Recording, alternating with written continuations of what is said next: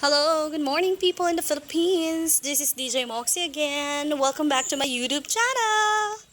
For today's video, ayan, i-feature ko ngayon ang aking bagong sapatos. So sinadya ko talaga siyang hindi tanggalan ng tag para mapansin nila na bago yung sapatos ko. Ayan. Shoutout pala kay Charlotte. Ayan, pati si Charlotte din natutuwa kasi nakikita niyo yung sapatos ko na may tag pa.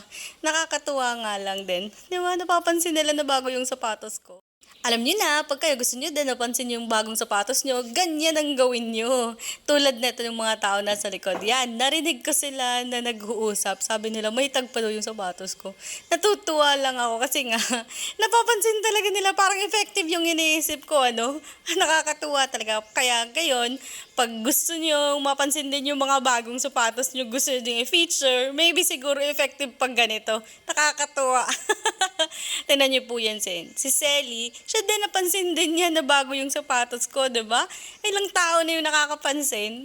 Para kang praning, nagsusuot ka ng sapatos na may tag. O, syempre, malalaman nila na bago yung sapatos mo. Kaya nakakatuwa yung mukha ni Selly. Kaya guys, ganyan din yung technique nyo para mapansin yung bagong sapatos. Thank you!